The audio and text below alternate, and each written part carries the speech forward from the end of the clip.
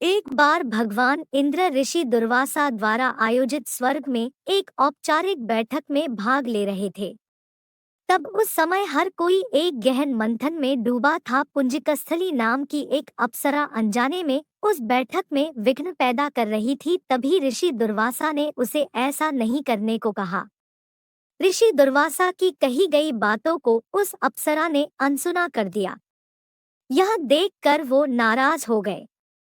तब ऋषि दुर्वासा ने उसे श्राप देते हुए कहा कि तुमने एक बंदर की तरह काम किया है, इसलिए तुम उसी प्रकार एक बंदरिया बन जाओ।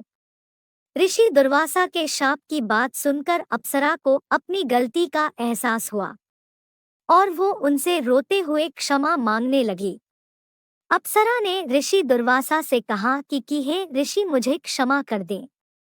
मैं आपको परेशान करने के लिए यह काम नहीं कर रही थी। मुझे इस बात का तनिक भी अंदाजा नहीं था कि मेरी ऐसी मूर्खता का मुझे ऐसा परिणाम मिलेगा। ऋषि दुर्वासा ने उसकी विनम्र विनती को देखकर अप्सरा से कहा कि हे प्रिय, तुम रो मत।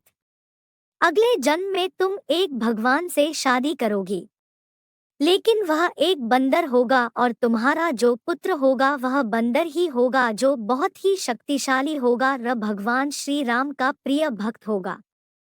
यह सुनकर पुंजिकस्थली ने ऋषि दुर्वासा को नमस्कार करते हुए दिए गए श्राप को स्वीकार किया। तब माता अंजना का जन्म बंदर भगवान विराट से हुआ। जब माता अंजना विवाह योग्य हो गई तब उनकी शादी बंदर भगवान केसरी से हुई थी। इसके बाद माता अंजना अपने पति के साथ सुखी वैवाहिक जीवन व्यतीत करने लगी। अंजना और केसरी एक शांतिपूर्ण जीवन जी रहे थे। एक दिन शंखबल नामक जंगली हाथी ने अपना नियंत्रण खो दिया और हंगामा खड़ा कर दिया। कई लोगों की इस हंगामे में जान चली गई। कितने ऋषि इस वजह से अपना अनुष्ठान पूरा नहीं कर सके। भगवान केसरी श्री शंखबल से बेहद प्रेम करते थे। भगवान केसरी ने अपने प्रिय हाथी को जब मार डाला तो वह बहुत शोक में डूब गए।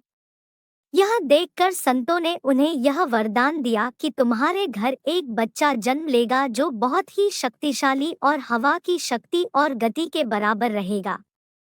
तब इस प्रकार भगवान केसरी के घर में माता अंजना ने भगवान श्री हनुमान को जन्म दिया।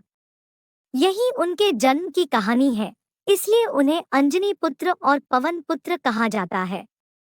वीडियो अगर पसंद आया हो तो वीडियो को लाइक और चैनल को सब्सक्राइब करें और अपने दोस्तों के साथ शेयर करें। धन्यवाद।